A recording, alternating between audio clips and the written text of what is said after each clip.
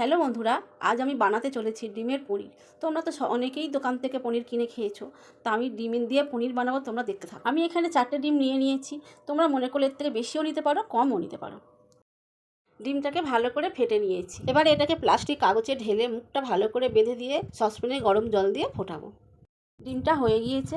এবার ডিমটাকে বেশ কিছুক্ষণ ঠান্ডা জলে রেখে দেবো। দেখতে পাচ্ছ বন্ধুরা কত সুন্দর লাগছে। এবার আমি ছোট ছোট পনিরের মতো করে কেটে নেব। এবার গরম তেলে সামান্য হলুদ দিয়ে ডিম পনিরটা ভালো করে ভেজে নেব। দেখতে পাচ্ছ বন্ধুরা কত সুন্দর ভাজা হয়ে গিয়েছে। পনিরের তরকারির জন্য আলুটাকে কালো জিরে দিয়ে ভালো করে ভেজে নিয়েছি। ওই তেলে গোটা গরম মশলা, জিরে, পেঁয়াজটা দিয়ে ভালো করে ভেজে নেব।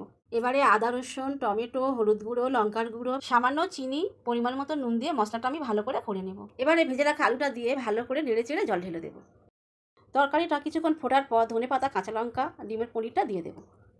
বন্ধুরা, আমার রেসিপিটা হয়ে গিয়েছে। পারলে একটু ভাজা মশলা ছড়িয়ে দিও। আর আমার রেসিপিটা যদি সত্যিই ভালো লেগে থাকে একটা সাবস্ক্রাইব করে দিও।